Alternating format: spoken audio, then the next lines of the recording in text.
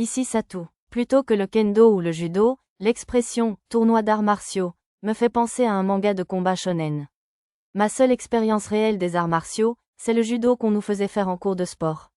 Bonjour, je bâillais en entrant dans la salle où les autres attendaient. Bonjour, maître, je vais demander à monsieur Sebaf de préparer le petit déjeuner. Le sourire de Lulu me réconforta tandis qu'elle s'élançait joyeusement dans le couloir. Bonjour, vous n'avez pas l'air fatigué. Monsieur, vous avez sommeil? Arisa et Mia m'accueillirent avec une irritation visible.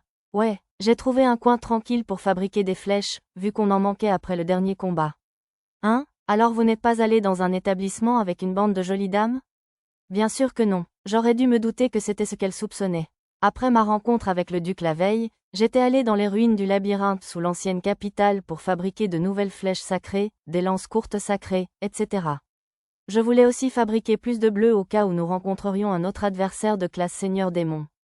Cependant, 10 flèches sacrées, 2 lances courtes sacrées et une seule fiole de bleu avaient suffi à épuiser ma réserve de poudre de dragon du labyrinthe de Seriou.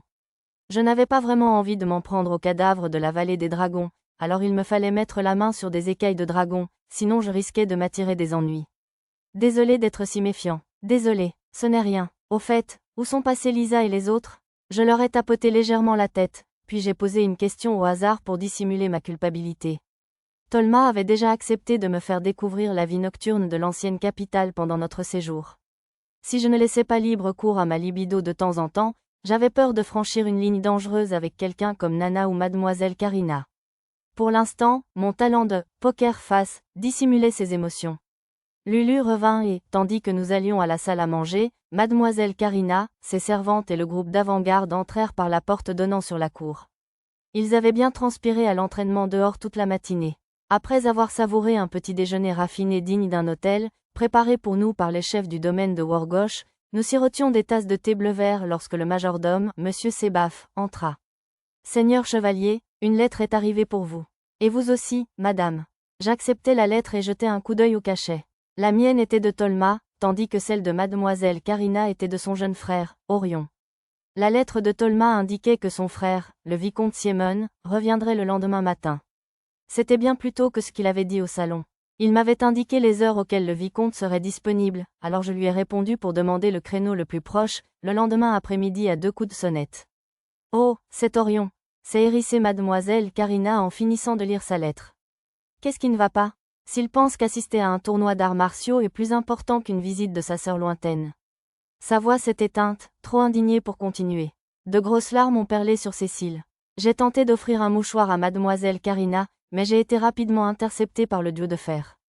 Nana, embrasse Dame Karina. Ordre tactiques acceptés, je vous informe. Nana a aussitôt serré Mademoiselle Karina contre elle, répétant machinalement « là, comme pour réconforter un enfant. Mademoiselle Karina, maladroite en société comme toujours, était trop stupéfaite par le geste soudain de Nana pour faire autre chose que de s'asseoir et l'accepter. Ce n'est rien, Dame Karina. À cet âge, un garçon de 14 ans est forcément gêné par l'affection de sa famille. Il vaudrait peut-être mieux garder ses distances, sinon il va se mettre en colère. Le conseil d'Arisa semblait étrange venant de quelqu'un qui paraissait si jeune. Il était probablement basé sur l'expérience de sa vie antérieure. Une fois que Mademoiselle Karina commença à se calmer, je demandai à Sebaf quel site touristique il recommandait pour apaiser la gêne. À cette époque de l'année, je suggère le stade où se déroule le deuxième tour des éliminatoires du tournoi d'arts martiaux. Le maître de maison vous autorise à utiliser les places premium de sa famille. À l'évocation du tournoi d'arts martiaux, les yeux des filles bêtes pétillèrent. Même Lisa, d'habitude si calme, était visiblement excitée. Sa queue frappait le dossier de sa chaise. Par ailleurs, le musée présente actuellement une exposition sur le roi ancestral Yamato. Cyril Toa, la chanteuse, possède une voix extraordinaire qui apaisera votre âme et se produira dans la salle de concert. Si vous n'avez pas peur de vous mêler aux gens du peuple, vous apprécierez peut-être de découvrir les produits insolites du grand marché du port. Tout cela semblait être des attractions incontournables de notre séjour. Mais pour l'instant, commençons par « Tu veux aller voir le tournoi aujourd'hui ?» Il allait sans dire que ma suggestion fut acceptée à l'unanimité. Étonnamment, même Mademoiselle Karina vota oui. J'imagine que l'impolitesse de son frère ne l'empêcha pas de s'intéresser au tournoi. J'ai demandé à Sebaf de réserver une calèche et nos places au stade, et nous sommes retournés dans nos chambres pour nous changer. Ces places sont plutôt bien, ai-je commenté à Mademoiselle Karina en m'installant dans le canapé moelleux. Les autres enfants étaient allés acheter des encas dans les tribunes voisines, il ne restait donc que mademoiselle Karina, sa femme de chambre Pina et moi dans les sièges de luxe. Les sièges donnaient sur le stade, mais étaient cloisonnés sur les 3 autres côtés, avec une décoration raffinée au ton doux. Étant donné qu'il était réservé aux nobles, il n'était pas surprenant que le mobilier soit proportionnellement luxueux. Mademoiselle Karina regardait le stade depuis le balcon. Elle se tourna vers moi et répondit « en effet. Les sièges du bas sont terriblement bondés. » Comme elle l'avait dit, les sièges étaient bondés. Les zones les plus proches du terrain étaient particulièrement bondées, à tel point que les spectateurs semblaient prêts à déborder sur le terrain. L'espace où les combattants allaient s'affronter était de forme elliptique, de la taille d'une piste d'athlétisme. Les brochures dans les sièges premium expliquaient que le stade était habituellement utilisé pour les joutes. Madame Karina, veillez à ne pas trop vous pencher au-dessus du balcon. La hauteur entre nos sièges et les sièges généraux était d'environ 3 mètres, ce qui inquiéta Pina, la femme de chambre de Karina. Juste à ce moment-là, la porte s'ouvrit brusquement et Mia et Nana revinrent de leur course. Satou, Mia me fourra dans la bouche ouverte un des bonbons qu'elle tenait à 2 mains. Un bonbon au sirop. Prenant le bâtonnet des mains de Mia, je constatais que cette confiserie était incolore, contrairement au bonbon au sirop de malt brun clair que j'avais mangé avec Zena à Seriou. C'était probablement un sirop d'amidon à base de riz et de sucre. Maître, je vous informe que j'ai pris soin de ces larves de pommes. Nana avait acheté un panier de pommes de la taille d'un bonbon, appelé « pomme naine ». Puis-je en avoir une ? Affirmatif. Nana me tendit le panier et je portai une des pommes naines fraîches à mes lèvres.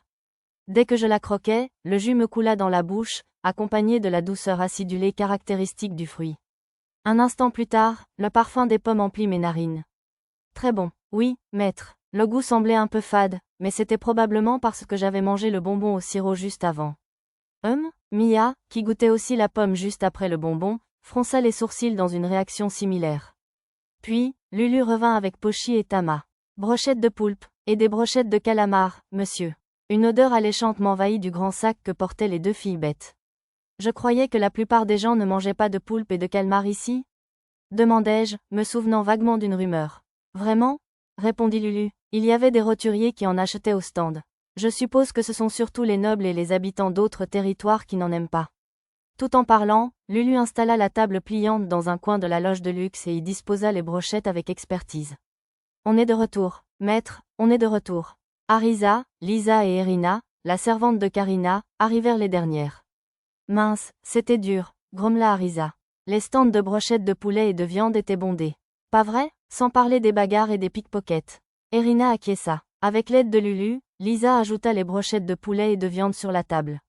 Outre la viande, une modeste pile de baguettes ornait un bout de la table. Regardez, j'ai aussi des edamame bouillis et des cacahuètes pour Mia. Arisa, merci, tiens, ça a l'air délicieux.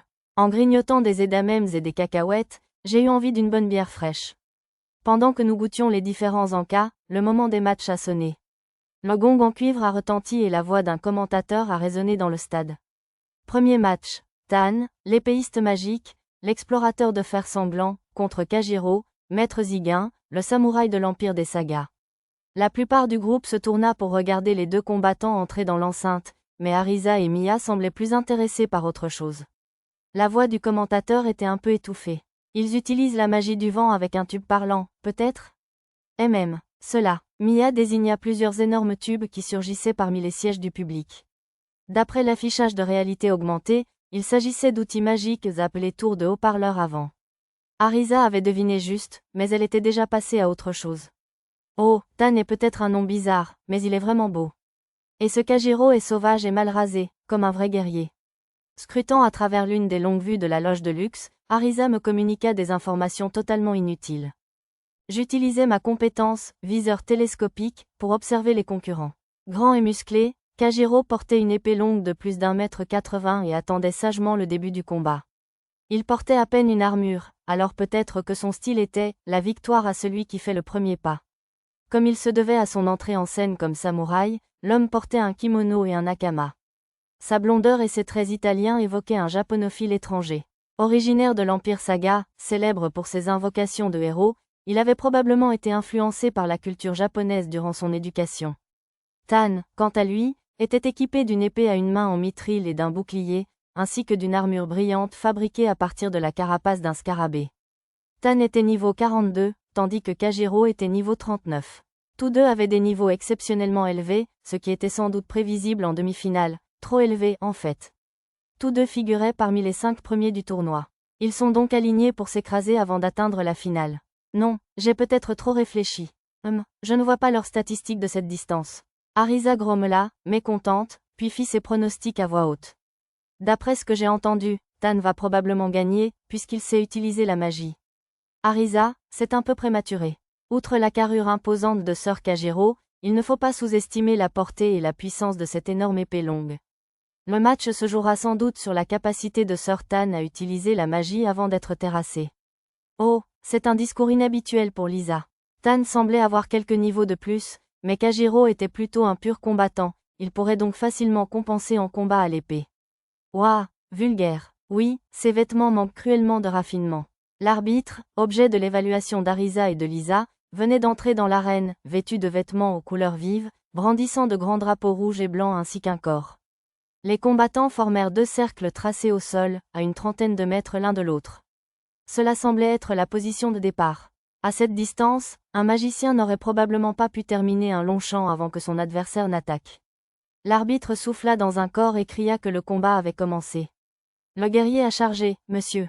Avant que le son du corps ne s'éteigne, Kajiro bondit en avant. Sa lame blanche s'abattit sur Tan.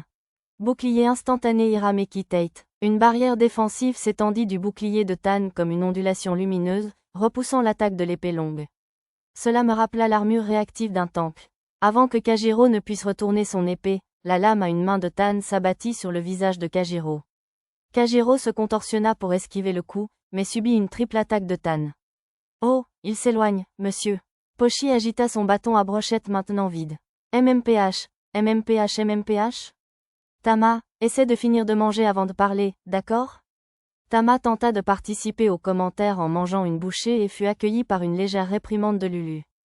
Prenant de la distance, Kajiro fit glisser ses pieds pour ajuster l'espace entre eux, tandis que Tan utilisait un court champ de renforcement corporel pour se renforcer. Renforcement? Je suppose qu'il utilise un sort de buff. Mia et Arisa écoutaient attentivement le chant, essayant d'en anticiper les effets. Mais pourquoi Kajiro n'attaque-t-il pas pendant qu'il invoque le chant? Arisa, c'est précisément ce que Sir Tan veut qu'il fasse. S'il se laissait prendre, il essuierait probablement une contre-attaque violente. Lisa connaissait son sujet. Maître, les mouvements de l'unité de samouraï sont étranges, je vous informe. Oui, c'est un pas glissé. Alors que je commençais à expliquer la manœuvre à Nana, les combattants reprirent le combat. Personne n'écoutait mes explications, alors je reportais mon attention sur le combat. Contrairement au combat précédent, cette fois, ils échangeaient des coups à un rythme soutenu, leurs lames créant des étincelles perceptibles. Waouh, il n'a pas arrêté de chanter une seule seconde, même en parant tous ses coups d'épée. Très calme, Arisa et Mia croquaient leurs encas tout en partageant le point de vue d'une magicienne sur le match. Puis, grâce à la différence de niveau ou au renforcement corporel, Tan prit peu à peu l'avantage. Le combat fut si intense que le public enthousiaste se tut, le souffle coupé. Ah, un grand bruit résonna dans le stade lorsque l'énorme arme de Kajiro se brisa en deux. Kajiro, j'entendis une femme crier depuis le passage menant à la salle d'attente du stade. Elle devait être de sa famille. Même son épée brisée, Kajiro refusa d'abandonner le combat, se lançant vers son adversaire dans une ultime tentative de retour. Mais Tan, prêt à le recevoir, bloqua avec sa propre épée enveloppée d'éclairs violets. Un bruit de grésillement retentit dans le stade et Kajiro s'effondra. Tan dut le paralyser d'une décharge électrique. Tan pointa son épée sur le cou de Kajiro, puis se tourna vers l'arbitre pour le déclarer vainqueur. Des voix sanguinaires s'élevèrent du public. Tuez-les, mort au perdant. Non, ce n'est pas un combat à mort au Colisée. Il n'y avait que quelques dizaines d'hommes, loin de là, mais les huées éparses réclamant la mort de Kajiro étaient pénibles à entendre. Mais Tan haussa simplement les épaules comme pour rejeter les exigences, refusant de mordre à l'hameçon des spectateurs mal élevés. Ce geste sembla plaire aux dames, des cris d'admiration s'élevèrent de la foule. Vainqueur, Tan, l'épéiste magique. Lorsque l'arbitre déclara enfin la victoire de Tan, un tumulte s'éleva dans la foule, couvrant les huées désagréables. Naturellement, nous nous mêlâmes à l'équipe pour applaudir cet excellent combat. En attendant le début du combat suivant, nous grignotâmes et discutâmes du combat précédent. C'était un Nakama? Quel équipement magnifique! Je ne m'attendais pas à ce qu'il cache si bien son jeu de jambes. Lisa semblait impressionnée par la tenue japonaise de Kajiro. Tama et Pochi essayaient tous deux d'imiter son jeu de jambes, mais ils n'y arrivaient pas vraiment. Cedrard, je ne peux pas m'empêcher de lever les pieds, monsieur. Tiens, et c'est comme ça. En levant mes chaussures, je leur montrai le pas glissé. Bien sûr, comme c'était principalement inspiré de ce que j'avais vu dans les mangas, je n'étais pas sûr de bien m'y prendre. Expliquer le mouvement de base était assez facile, mais leur montrer comment le peaufiner avec leurs orteils était plus difficile. Tama et Pochi étaient accroupis par terre, les yeux plissés vers mes orteils. Trémoussez-vous, comme une limace, monsieur. Prenant goût au mouvement, Pochi s'étala de tout son long sur le sol et commença à se déplacer comme une chenille. Devais-je lui dire que ce n'est pas comme ça qu'une limace bouge? Juste au moment où Tama allait faire pareil, Lulu intervint. Pochi. Les filles sages ne se roulent pas par terre dans leurs plus beaux vêtements, tu sais. Non, c'est différent, madame. Lulu, je ne voulais pas, madame. En quoi est-ce différent, exactement? Bon, qu'est-ce qu'on dit quand on fait des bêtises? Je suis désolée, madame. Zut, j'aurais dû la gronder. Pochi s'agenouilla, dans une pose d'excuse appropriée. Pochi béa. Tama se précipita vers Lulu, l'air réprobateur. Tu allais te faufiler aussi, n'est-ce pas? J'ai lancé un regard appuyé à Tama, et elle a rapidement adopté la même posture d'excuse. Bon, c'est mieux. Le combat suivant fut un combat à l'épée acharné entre deux hommes bêtes. Cette fois, les deux combattants finirent par saigner. Ce n'était pas très agréable à regarder. En fait, la façon dont ils se tailladaient l'un l'autre, avec des sourires féroces sur leurs visages ensanglantés, était terrifiante. Maître, ils se frappent, monsieur. Lisa pourrait gagner. Je ne me laisserai jamais abattre sans combattre, mais je doute de pouvoir les vaincre. Les deux hommes bêtes étaient de niveau 30, donc, d'un point de vue numérique, Lisa perdrait probablement. Oh, quel coup! Tournez, j'ai la tête qui tourne, monsieur. Waouh! Le groupe des plus jeunes lança un cri d'admiration pour les acrobates. Surexcités, Tama et Pochi commencèrent à se balancer dangereusement par-dessus la rambarde pour les encourager. Vous ne devez pas vous pencher par-dessus la rambarde, vous deux, avertit Lisa. Ils reculèrent aussitôt, mais à chaque coup porté par l'un des hommes bêtes ou esquive acrobatique, ils remontaient aussitôt. Finalement, las de les réprimander, Lisa souleva Tama et Pochi et les serra comme deux peluches. L'homme renard fit tournoyer son épée comme un poids, profitant de l'élan pour décocher une frappe tournoyante digne d'un manga. Pour ne pas être en reste, l'homme raton laveur sépara son épée verticalement en deux lames plus fines et se mit à tournoyer à son tour. 3 tours? J'ai vraiment la tête qui tourne, monsieur. Tama et Pochi, toujours bien en sécurité dans les bras de Lisa, balançaient la tête d'avant en arrière, comme par magie, en regardant les combattants. Entre leurs bras et leur queue qui s'agitaient, j'avais peur que quelque chose ne s'envole. Mais bon, c'est un tournoi d'arts martiaux, non? Pas un cirque, quoi? C'était vraiment intéressant, mais quelque chose clochait. Je ne pouvais que supposer qu'à mesure que l'on montait de niveau, l'inflation des statistiques permettait des mouvements normalement impossibles. Maître, est-ce que je peux faire ça aussi? Je m'enquière. Si vous maîtrisez bien le renforcement corporel, j'en suis sûr. Malheureusement, ce commentaire attira également l'attention de mademoiselle Karina, qui observait le combat en silence. Eh bien, dans ce cas, je pourrais peut-être le faire aussi. En effet, dame Karina, c'est possible. L'objet intelligent Raka cligna des yeux sur la poitrine de mademoiselle Karina. Le combat acharné entre les deux hommes bêtes avait enflammé la foule, mais, à notre grande surprise, il se termina par un match nul, les deux combattants s'étant mis KO simultanément. La revanche aurait lieu le lendemain. Le dernier round de la matinée opposait un lancier homme bête à une samouraï d'une vingtaine d'années. Apparemment, elle était apparentée à Kajiro, le samouraï à l'épée longue du premier combat. Elle maniait à la fois une arme d'ast et une épée courte. Les deux combattants avaient un niveau d'environ 25 ans, nettement inférieur à celui des combattants que nous avions vus jusqu'alors. Attends un peu, Golao. Papa va gagner ce tournoi et obtenir un poste au gouvernement. Je jure de restaurer la fierté du seigneur Kajiro. Ma compétence, oui fine, pouvait désormais capter les murmures des combattants sous les acclamations de la foule. Elle devait s'être adaptée à l'ambiance bruyante. Je suppose que même après avoir atteint le maximum d'une compétence, je peux encore améliorer ses performances en l'utilisant bien. Une fois le temps imparti pour évaluer l'adversaire écoulé et le match commencé, le lancier passa immédiatement à l'offensive. Yaa! Tuile! Le public devenait un peu violent. Il devait être énervé par le combat décevant du précédent. La pointe cruciforme de la lance transperça la manche de la femme, et l'autre extrémité lui mordit le bras. Du sang gicla dans l'air, agitant le public.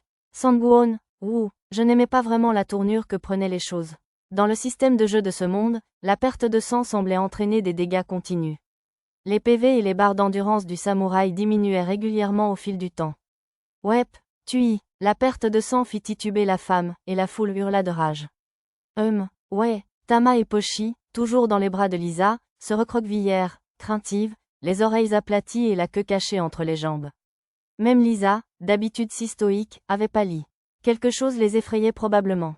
Oh non, bien sûr. Arisa, pourrais-tu lancer chant de calme sur Lisa, Tama et Pochi, s'il te plaît? D'accord. Arisa obéit à ma requête silencieuse sans faire de scène. La magie fit rapidement effet, apaisant la panique des filles bêtes. Je les rattrapais avant qu'elles ne s'effondrent et les amenais se reposer sur un canapé. Qu'est-ce qui ne va pas? Demanda mademoiselle Karina. L'intensité de la foule semble les avoir atteints. Mais ce n'était pas tout à fait ce qui s'était passé. Leur véritable détresse était probablement due aux huées de la foule qui leur rappelait l'émeute de Serious City. Si le soldat magique Zena n'était pas intervenu, ils auraient pu être tués tous les trois. Il était logique que cette expérience les ait traumatisés. Tout va bien, murmurai-je en posant mes mains sur les leurs. On est là pour vous. Vous me tenez aussi, et moi aussi, je vous défendrai, je vous le déclare. Et même, en sécurité. Tout le monde était tout aussi inquiet pour les filles bêtes, et elles se rassemblèrent autour d'elles pour poser leurs mains sur les miennes en guise d'encouragement. Je pense que mademoiselle Karina voulait se joindre à nous, mais elle hésita trop longtemps et laissa passer sa chance, alors elle resta à l'extérieur du cercle, l'air exclu. Maître, je m'excuse de vous avoir inquiété. On va bien. Pepochi va très bien, messieurs. Les filles bêtes sourirent avec difficulté et retournèrent à leur place. Pourtant, les cris de « à mort » résonnaient toujours dans le stade. Allez, tout le monde, scrutez un peu la salle. Mais mon commentaire mental sarcastique s'arrêta net en voyant l'homme debout au-dessus de la samouraï ensanglantée, sa lance levée. Malgré sa réticence, il semblait vouloir la poignarder pour répondre aux demandes du public. Pourquoi l'arbitre n... Avant d'avoir terminé ma question, je réalisais que la femme tenait toujours son sabre court brisé. Du point de vue de l'arbitrage, cela signifiait probablement que le combat était techniquement toujours en cours. La femme fit quelques roulades pour éviter la lance, mais le lancier finit par coincer le bras tenant le sabre court sous son pied, la rendant impuissante. C'est fini, à mort, si vous réussissez, la maison du comte Bobino vous emploiera avec plaisir. Une voix arrogante s'éleva d'une autre section des sièges de luxe. À ces mots, le lancier marmonna comme s'il avait perdu la tête. Golao, papa va le faire. Mince, ça ne se présente pas bien. Arrêtez, Golao nous regarde. J'utilisais ma compétence amplification pour tenter de le ramener à la raison. Golao, secoué par mon cri, l'homme déplaça sa lance sur le côté, la pointe cruciforme s'arrêtant juste avant le cou de la femme. Vainqueur, lancier Giro. Dès l'annonce de sa victoire, l'homme tomba à genoux. L'équipe médicale arriva pour relever la samouraï et la porter hors du champ de bataille. Bon, je sais que j'en ai assez. On rentre? Je suis d'accord. Cette atmosphère sanguinaire ne convient pas à mes sens délicats. Je ne m'ennuyais pas vraiment, mais je n'appréciais pas la cruauté qui régnait. De plus, les cris de la foule stressaient probablement les filles bêtes. Si ça, Sœur Pendragon rentre, je suppose que nous aussi. Sur ce, nous nous dirigeâmes tous vers les chariots.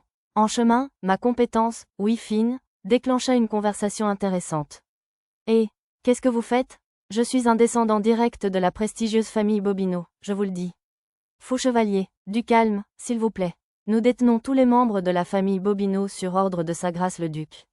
Toute résistance sera considérée comme une mutinerie. La première voix était celle de ce noble effroyable et arrogant de tout à l'heure. Sur la carte, j'ai confirmé que les hommes du duc avaient encerclé le domaine de Bobino, où se cachaient les membres des ailes de la liberté, et qu'une force d'élite de la garde impériale affrontait l'armée privée du comte. Le duc avait tenu parole la veille et avait envoyé ses troupes dès le lendemain. Je suis heureux de voir sa rapidité d'action. De retour au manoir du comte Wargosh, j'ai décidé de réconforter les filles bêtes en leur préparant des steaks hachés à leur demande. La femme de ménage a réussi à me trouver du tofu, alors j'ai fait un essai pour Mia. Pochi, Tama. En voyant les steaks, les deux ont crié et se sont serrés l'un contre l'autre joyeusement. J'étais content qu'ils ne fassent plus semblant d'être joyeux. Les steaks de Hambourg étaient le bon choix. Satou, Mia m'a regardé d'un air dubitatif quand j'ai placé le steak devant elle. C'est un steak de Hambourg au tofu. Il a peut-être l'air normal, mais il est fait avec de la farine de soja et de blé, donc je pense que tu devrais pouvoir le manger. Il y avait aussi des œufs, mais elle mangeait régulièrement des pâtisseries aux œufs. Ça ne devrait pas poser de problème. Goûte-en un morceau, d'accord? Si tu n'aimes pas, je te ferai autre chose. Mia a hésité en tendant ses baguettes vers le steak de Hambourg au tofu.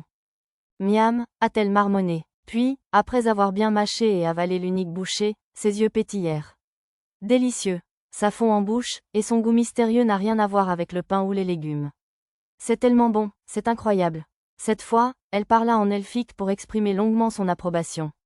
Tant mieux, j'imagine qu'elle a aimé. Depuis un moment, Je rêvais de faire un steak haché que Mia pourrait manger, car elle avait toujours l'air déçue de voir les autres manger le leur. Un steak haché, je ne savais pas que ça existait. Mademoiselle Karina trembla d'émotion à la première dégustation. Miam miam, maître, le steak haché est délicieux, je vous le recommande. Tama et Nana avaient un vocabulaire limité, mais elles exprimèrent clairement leur plaisir. Oh là là, le steak haché est le meilleur. Monsieur, on a envie de bondir et de crier. Oh, ouais, pas vrai? Pochi et Arisa, en revanche, étaient un peu difficiles à comprendre. Arisa semblait avoir une influence majeure sur le vocabulaire de Pochi. Il faudra peut-être que je m'en occupe bientôt. Quoi qu'il en soit, après avoir savouré les réactions de chacun pendant un moment, j'ai vite cédé à leur demande de resserve. Satou, encore. Désolé, Mia, je n'ai pas assez de tofu pour me resservir. Boum boum. Mia ne prononçait presque jamais de bruitage à voix haute comme ça. Elle était sûrement vraiment déçue. J'ai réussi à obtenir son pardon en lui promettant de lui refaire un steak haché pour le dîner. Finalement, tout le monde, sauf Mia, a trop mangé et s'est écroulé. Ils étaient tous affalés par terre, gémissant. Après leur avoir fait prendre un médicament pour l'estomac et s'être bien allongés, j'ai décidé de les laisser récupérer un moment. J'ai appelé Mia, qui se purifiait le palais avec de l'eau fruitée. On dirait qu'on a du temps à tuer. Tu veux aller faire un tour à la boutique de magie du quartier aristocratique? Allons-y. La boutique de magie était accessible à pied, mais la rafle du manoir Bobino était toujours en cours. J'ai donc décidé qu'il serait plus simple et plus sûr de prendre l'une des calèches du manoir Wargosh. La boutique se trouvait à la périphérie du quartier aristocratique, près des domaines des petits nobles. Il y avait aussi une boutique de magie pour les roturiers en centre-ville, mais j'ai choisi celle-ci car c'était le seul endroit proposant des sorts d'attaque intermédiaires. En entrant dans la boutique, de bonne humeur, j'ai soudain croisé une connaissance. Oh, si ce n'est pas Sœur Satou. C'est une de tes connaissances, Tolma? Oui, je t'en ai déjà parlé, tu te souviens? Quand cette armée de monstres a attaqué Muno City, Tolma était dans la boutique de magie, discutant avec quelqu'un qui semblait être le gérant. Il racontait l'histoire de la défense de Muno City comme s'il l'avait vue de ses propres yeux. Le gérant était un homme grand et musclé au visage sévère, pas vraiment le genre de personne qu'on attendrait d'un magicien. Une hache ou une épée lui conviendrait mieux. Le gérant sourit en écoutant le récit enthousiaste de Tolma. À en juger par son expression, il se doutait probablement que Tolma exagérait, comme d'habitude. Il n'avait certainement pas l'air vraiment convaincu. Je m'appelle Kikinu. Je suis né dans un petit royaume de l'Est, alors pardonnez-moi si mon nom vous paraît étrange. S'il est trop difficile à prononcer, n'hésitez pas à m'appeler tête de viande, directeur, vieux, ou quelque chose comme ça. Pas du tout, je m'appelle Satou. TSK, TSK, TSK. Tolma, n'aimant pas être ignoré, agita son doigt. Qu'est-ce qui me donnait envie de le frapper à ce point? Tu devrais vraiment donner ton nom complet, tu sais. Je n'avais pas donné mon nom de famille pour que l'homme puisse me parler librement, mais comme d'habitude, Tolma ne pouvait pas lire entre les lignes. Mes excuses, je suis Satou Pendragon, chevalier héréditaire honoraire. Oh, vous devez aimer les légendes héroïques, hein? Le directeur remarqua que mon nom était tiré d'un héros fictif. Le maître de ce type est le baron Muno, qui s'appelait autrefois le baronnet Donano. Je vois, ceci explique cela, alors. On dirait que le baron Muno était célèbre pour son amour des histoires de héros, même dans l'ancienne capitale. Finalement, j'ai choisi le nom Pendragon moi-même. Bon, ce n'est pas grave. Seuls les plus fervents le reconnaîtraient de toute façon. Monsieur Kikinu était donc un fan, tout comme le baron Muno. Au fait, que fait un épéiste comme vous dans un endroit pareil? À collectionner des parchemins, je suppose? Eh bien, oui, mais je voulais aussi voir les grimoires. Des grimoires? Pourquoi? Certains de mes compagnons de voyage utilisent la magie, comme celui-ci. Je fis un geste vers Mia, qui se cachait derrière mon dos. Levant brièvement les yeux baissés pour observer Kikinu sous sa capuche, l'elfe marmonna brièvement, Mia, en guise d'introduction. Un livre pour débutants pour la petite dame, alors? J'en ai peut-être quelques-uns qui pourraient faire l'affaire. Non, pas besoin. Pourriez-vous me montrer des livres de niveau intermédiaire ou supérieur, s'il vous plaît? Monsieur Kikinu haussa les sourcils. Je pense que ce serait trop difficile pour un enfant. Mia n'aimait pas être traitée comme une enfant. Elle releva légèrement sa capuche, dévoilant à l'homme ses oreilles pointues. Un elfe? Mia est une elfe de la forêt de Bolénan, expliquai-je à sa place. Je suis vraiment désolée pour mon impolitesse. Kikinu baissa la tête avec une telle vigueur qu'elle faillit heurter le comptoir. D'accord. Mia fut visiblement touchée par sa sincérité, et son air renfrogné disparut rapidement. Je ne savais pas que tu étais aussi fan des elfes, Kikinu, dit Tolma. Je ne sais pas pour fan, mais je t'ai déjà dit que je venais des montagnes du Dragon Noir. Ah oui. Les monstres des montagnes apportaient souvent des épidémies dans nos villages. Kikinu commença à expliquer son origine. Montagne du Dragon Noir a vraiment l'air d'un nom excitant. Chaque année, les villageois sont touchés par ces fléaux, mais grâce à l'arbre du repos réparateur planté par les elfes il y a longtemps, les gens meurent rarement. Bel arbre. Mia hocha la tête avec sagesse. Je parie que tu pourrais tirer profit d'un arbre comme celui-là en lui coupant quelques racines. Impossible. Quelqu'un a bien essayé de le planter ailleurs pour gagner de l'argent, mais il se dessèche s'il est planté ailleurs que là où les elfes l'ont placé. Kikinu secoua la tête. Pas assez d'esprit, me chuchota Mia, m'expliquant la véritable raison de l'échec de la replantation. J'imagine qu'il fallait des esprits pour qu'un arbre du repos réparateur pousse. À bien y penser, les terres autour de la ville natale des nains, Bolohar City, se flétrissaient aussi par manque d'esprit et de mana. Quoi qu'il en soit, c'est pour ça que je me sens redevable aux elfes. Après avoir discuté un moment avec Monsieur Kikinu, je lui ai demandé de me montrer sa collection de parchemins et de grimoires. Naturellement, la variété des boutiques de magie d'une grande ville s'est avérée considérable. Celui-ci a l'air bien. Vraiment? Ces livres sont des classiques, mais celui-là est presque une blague. Le volume que je tenais s'appelait Rotation et Romance. Il était du même auteur que le livre de création d'outils magiques que j'avais trouvé à Sedum City, dans le comté de Kuanu. Oh, je ne sais pas. Certaines inventions du professeur Jahado sont vraiment remarquables. Jusqu'à présent, je ne connaissais le nom de l'auteur que par la couverture du livre d'objets magiques, mais la biographie de celui-ci révélait qu'il s'agissait d'un vieux professeur vivant dans la capitale royale. J'aimerais beaucoup le rencontrer une fois sur place. Il y avait d'autres livres du même auteur, qui semblaient obsédés par un thème précis, où se rencontrent la rotation et le mouvement alternatif, et la nouvelle magie née de la rotation. Les anciens que le directeur recommandait étaient fondement des bâtons et des catalyseurs, gemmes et noyaux, 30 circuits pour les outils magiques et magie de la gravure, comment graver des runes, et des sauts au cercle magique. Chacun de ces ouvrages a retenu mon attention, alors j'ai décidé de tous les acheter. Malheureusement, il n'y avait rien sur la fabrication de parchemins. Je prends tout ça, et un grimoire de chaque type, s'il vous plaît. Il y avait aussi des manuels pour la magie d'explosion et la magie de destruction, les deux que Mademoiselle Ringrande était censée avoir ressuscités. Malheureusement, je n'en ai vu aucun sur la magie spatiale, la magie de la gravité, ni sur quoi que ce soit qui puisse être considéré comme tabou. Autant? Ah oui, j'allais oublier, vu que tu es un ami de Tolma, mais pourrais-tu me montrer tes papiers d'identité, s'il te plaît? Et il te faut une licence pour acheter des livres contenant des sorts à usage militaire. Ça te va? Je lui montrai la plaque d'argent attestant de ma noblesse et le permis que j'avais reçu du duc la veille. Un permis illimité? Et avec le sceau officiel du duc? Comment as-tu pu? Je ne pus me résoudre à dire à Monsieur Kikinu, muet, que je l'avais reçu en paiement de quelques tempura savoureux, alors je lui adressai mon sourire japonais si caractéristique. Ensuite, je lui fis montrer sa collection de parchemins. Tu pourrais les acheter directement à notre atelier, tu sais. Dis donc, Tolma, n'essaie pas de me voler mes clients. Monsieur Kikinu eut un sourire sec, visiblement habitué aux remarques inconscientes de Tolma. Ne vous inquiétez pas, Seigneur Tolma.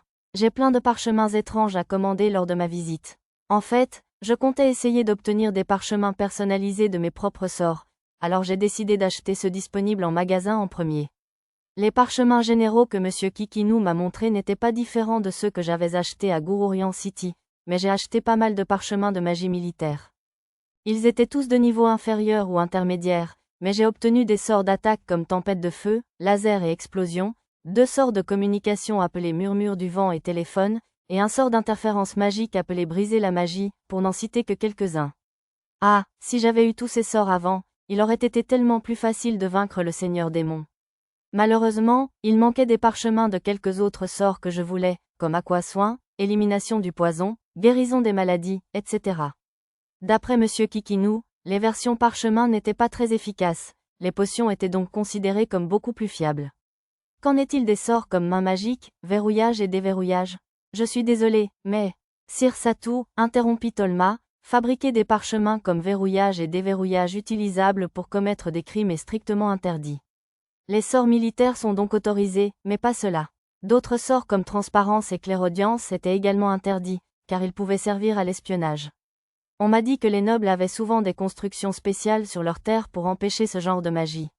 Monsieur Kikinu a ajouté que certains des livres que je venais d'acheter, comme outils magiques et magie de gravure et des sauts au cercle magique, contenaient également des sorts utilisables pour l'espionnage. Au fait, le sort main magique dont j'avais parlé était censé être similaire à la télékinésie. Il s'est avéré, cependant, que lorsqu'il était utilisé à partir d'un parchemin, On ne pouvait guère faire plus que lever une plume pendant moins d'une minute, il n'était donc pas très demandé. Tolma ajouta que l'entrepôt du vicomte Siemon possédait un parchemin de la main magique, et que je devais donc voir si je pouvais me le procurer. Après avoir rassemblé un bon nombre d'objets, je décidai de terminer mes achats ici. J'ai payé une somme conséquente avec des pièces d'or de mon sac de garage et j'ai rangé tous mes nombreux achats. Oh, c'est un sac d'objets? Comme c'est digne d'un noble. Vous en avez aussi ici? Parfois, mais nous n'en avons pas en stock pour le moment. Ce sont des objets haut de gamme fabriqués sur commande. Il faut parfois des années pour en obtenir un. Oh, j'avais supposé que c'était le genre de relique qu'on ne trouvait que dans un labyrinthe ou un ancien empire, mais d'après ce que monsieur Kikinou m'a dit, on en fabriquait encore dans des ateliers d'outils magiques. À bien y penser, je suppose que mademoiselle Karina avait mentionné, au château de Munot, qu'elle aussi possédait un sac magique. J'ai interrogé monsieur Kikinou sur leur fonctionnalité et j'ai appris que même les sacs d'objets les plus haut de gamme contenaient à peu près la même quantité que le sac de garage que j'avais trouvé dans la forteresse hantée de la baronnie de Munot. Finalement, celui que j'avais récupéré dans la vallée des dragons était unique. Une fois nos affaires à la boutique de magie terminées, Tolma nous fit visiter les librairies et les maisons de commerce du quartier des nobles, puis nous guida vers l'autre boutique de magie du centre-ville. Je voulais visiter les maisons de commerce pour acheter un tonneau de vin à envoyer à l'ancien Doal et au nain. J'envoyais également un service à sac et haut de gamme à monsieur Garoal, qui m'avait vendu le parchemin de la forge qui m'avait aidé à vaincre le seigneur démon. Au début, j'ai souri d'un air absent lorsque Tolma a commenté « La vieille capitale est comme mon jardin personnel ». Mais cela s'est avéré plus vrai que prévu. Tolma nous a guidés à travers la vieille capitale, nous montrant ses recoins cachés. Nous avons emprunté d'étranges ruelles, traversé les jardins des autres, et suivi un chemin qui ressemblait plus à un parcours d'obstacles favori des enfants mal élevés qu'à un raccourci. Tama ou Pochi auraient sans doute adoré, mais Mia a rapidement pris du retard, et j'ai fini par la porter sur mes épaules. Finalement, ce chemin accidenté nous a conduit à un étrange bout de terrain entre deux bâtiments, presque vides. Entouré d'un bosquet d'arbres, et non de bâtiments, il ressemblait davantage à un parc naturel, mais cette impression m'a tout de même frappé. Frais, murmura Mia. Effectivement, l'odeur de verdure était forte ici. Soudain, une étrange sensation m'a envahi et j'ai jeté un coup d'œil au radar dans le coin de mon champ de vision. Il s'est avéré que cet endroit était traité comme une zone différente de la carte. C'était un espace minuscule, mais par précaution, j'ai utilisé ma compétence « rechercher sur toute la carte ». Heureusement, aucune présence hostile ne m'a été signalée. Monsieur Satou, par ici. Tolma s'était déjà frayé un chemin à travers les herbes et nous faisait signe d'approcher. Regardant dans sa direction, j'ai aperçu une maison isolée enfouie dans la verdure. C'est l'une des meilleures boutiques de la ville. Ils ont toujours plein de bonnes trouvailles. Ignorant joyeusement le panneau fermé sur la porte, Tolma entra comme s'il était le maître des lieux. Peut-être que je pourrais apprendre une chose ou deux de son audace. L'entrée du bâtiment en briques recouvert de lierre était trop étroite pour y entrer avec Mia sur mes épaules. Même à ma taille, j'avais un peu peur de me cogner la tête en entrant. Je la déposai au sol, lui pris la main et entrai dans le magasin. « Hé, grand-père » entendis-je Tolma crier plus loin à l'intérieur. « T'es vivant ici ?» Au bout d'un moment, il y eut un bruit sourd et un cri de douleur de Tolma, suivi de la réplique furieuse d'un vieil homme. « Je suis vivant, mon cul. Ça fait tellement longtemps que je ne t'ai pas vu que j'ai cru que tu étais mort toi aussi. » Le vieux commerçant était trop petit pour voir derrière Tolma. « Bref, Tolma, qui crois-tu amener dans mon magasin ? Oh, ce sont des amis à moi. » Tolma se tourna pour nous présenter, nous laissant enfin entrevoir le commerçant. Il portait un chapeau vert comme un bonnet de nuit, un visage ridé, des oreilles pointues et une peau grisâtre avec des yeux argentés. D'après les informations affichées sur l'écran de réalité augmentée à côté de lui, cet homme était une sorte de fée appelée Spriggan. Si je me souvenais bien des jeux vidéo, les Spriggans étaient des lutins collectionneurs de trésors. C'était peut-être pour cela que les étagères derrière lui étaient remplies d'objets magiques, de parchemins, etc. Il fait trop clair, je n'y vois rien. Le vieux commerçant se protégea les yeux un instant. Lorsqu'il baissa le bras, ses yeux argentés étaient d'un noir de jais. On dirait un petit garçon humain. Ce n'est pas la cloche silencieuse de Bolénan ? Je vois. Remarquant la clochette accrochée à ma ceinture, le commerçant Spriggan croisa les bras et hocha la tête d'un air entendu. Puis il remarqua Mia cachée derrière moi. Oh, cette jeune femme est-elle une elfe ? Tu es le portrait craché de Cyril Toa, même si tu ne dois pas l'être. Et même, Mia, un peu maussade, Mia baissa sa capuche et se présenta sèchement. Je suis désolé si je t'ai offensé. Le vieux commerçant ôta sa casquette et se plaça derrière le comptoir. Je m'appelle Eucham Bolesven. Comme tu peux le voir, je ne suis qu'une vieille Spriggan. Je suis la plus jeune elfe de la forêt de Bolénan, Missanaria Bolénan, fille de Lamisoya et Lilinatoa. Losprigan se présenta en elfique, et Mia fit de même. Son expression redevint normale aussi douce que si on avait effacé sa moue avec un chiffon. Je suppose qu'il existe certaines règles et coutumes que seuls les fées connaissent. Ignorant le changement d'humeur, Tolma se mit à harceler le commerçant. Tu as quelques minutes, mon vieux? Je veux que tu montres à ces deux-là cet objet spécial dont tu m'as parlé, celui que tu as appelé un livre au trésor. Celui-là, hein. Très bien, un instant. Le vieux disparut au fond de la boutique, et Tolma se mit à préparer du thé et à réarranger les chaises comme si c'était la chose la plus naturelle du monde. Je viens tout le temps ici pour acheter des livres pour adultes. Alors ce livre au trésor, dont tu parlais. Ah, bien sûr que non. À mon âge, je ne viendrai pas ici pour acheter ça. Tolma esquissa facilement mes inquiétudes. Ce n'était pas que je ne m'intéressais pas aux livres pour adultes de ce monde, mais je n'avais pas vraiment envie de me lancer dans une longue série de présentations juste pour les mettre la main dessus. Heureusement, Mia ne semblait pas savoir ce que « livre pour adultes » voulait dire. Elle ne me déclara pas « coupable » cette fois. Satou, des amuse-gueules. Un gâteau ou des biscuits, ça te va? Des biscuits au miel et aux noix. Je sortis les bonbons de mon sac de garage comme demandé, les déposant sur un mouchoir en guise d'assiette. Il y a quelque chose de bon ici, hein? Sers-toi. J'offris les biscuits au vieux commerçant qui revint avec des livres reliés et des parchemins. Délicieux. Apportez-les aussi la prochaine fois. Le vieux Spriggan devait être un amateur de sucreries. C'était sans doute aussi une façon détournée de m'autoriser à revenir. Pendant que le commerçant mangeait avec gourmandise, je portais mon attention sur les livres qu'il avait apportés. Serait-ce? Je parcourus les parchemins empilés avec les livres. Ce n'étaient pas des parchemins magiques comme ceux que j'avais achetés chez Monsieur Kikinou, mais plutôt des notes enroulées. Les livres, reliés par des ficelles, listaient les incantations de divers sorts. Il n'y avait pas une seule ligne d'explication en Shigan non plus.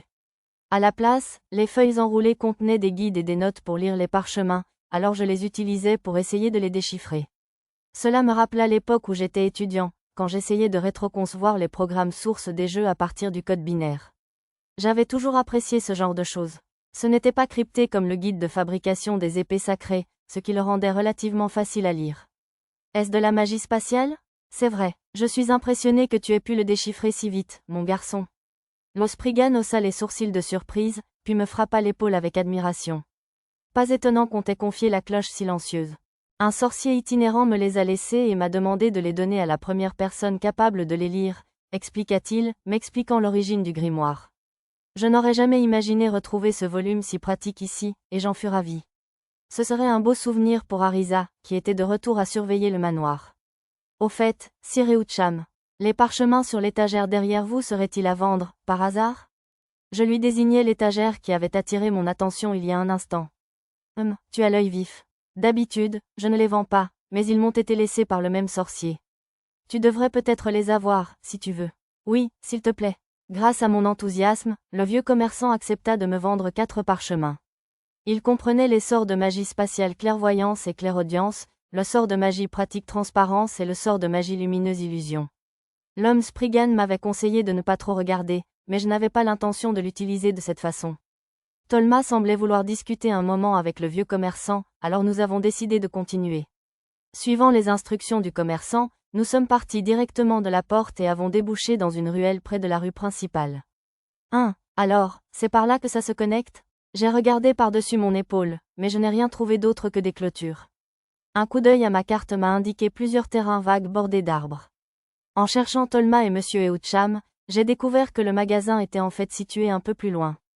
Forêt errante. J'ai rassemblé mentalement les informations de la courte explication de Mia et je les ai archivées. D'après ce que j'ai compris, Forêt errante était un sort de magie spirituelle qui formait une barrière pour protéger le magasin. Si l'on prenait une direction autre que le bon chemin, on aboutirait à un autre endroit, comme nous venons de le faire. Il y avait donc une raison au parcours sinueux de Tolma. Plutôt satisfait, j'ai trouvé une voiture pour nous ramener au manoir. Dame Cyriltoa ne rencontre personne sans rendez-vous, j'en ai bien peur. Sur le chemin du retour, nous étions passés devant la salle de concert où se produisait Mademoiselle Cyriltoa la chanteuse. Je m'étais donc arrêté pour demander à Mia si elle pouvait la rencontrer. Malheureusement, la dame âgée à la réception a refusé sèchement. Alors, si je pouvais prendre rendez-vous, s'il vous plaît. Même si vous étiez le fils d'un noble ou d'un membre de la famille royale d'un autre royaume, je ne pourrais pas accéder à votre demande. Si vous souhaitez prendre rendez-vous à l'avenir, vous devrez obtenir une licence de rencontre de chanteuse auprès de Sa Grâce le Duc. Qu'est-ce que c'est, une quête secondaire? J'ai réussi à contenir mon irritation grâce à ma compétence, visage impassible. Appelez Sia. Pardon? Pour qui vous prenez-vous? Vous appelez la grande dame Cyril Toa la chanteuse par un surnom. Les sourcils de la vieille dame perçaient presque le plafond. Elle devait être une fervente admiratrice de mademoiselle Cyril Toa, voire une adoratrice. Mais son attitude changea rapidement lorsque Mia baissa sa capuche. Appelle-la. Ses oreilles, on dirait. Serais-tu, par hasard, une parente de dame Cyril Toa? Mia. Insensible au choc de la femme, Mia répondit avec sa brièveté habituelle. Après cela, nous pûmes rencontrer Cyril Toa la chanteuse sans plus de difficulté. Bienvenue, si ce n'est pas Miss Anaria, la fille de Leia Elia. Ça fait combien de temps? Un siècle? Tu as tellement grandi, comme c'est adorable. Ah oui, à ma grande surprise, mademoiselle Cyril Toa parlait normalement pour une elfe. Celle que j'avais rencontrée jusqu'à présent, Mia et le gérant du magasin de Serious City, parlaient principalement par phrase d'un ou deux mots. Je m'attendais à ce qu'elle soit la même. Mademoiselle Cyril Toa était une jeune elfe qui ressemblait étrangement à Mia. Ses cheveux étaient presque bleu clair, longs et raides, mais à part cela, on ne voyait presque pas la différence. Elle était plusieurs fois plus âgée que Mia, la rendant même plus âgée que le gérant du magasin. Les elfes doivent vieillir très lentement, quel que soit leur âge.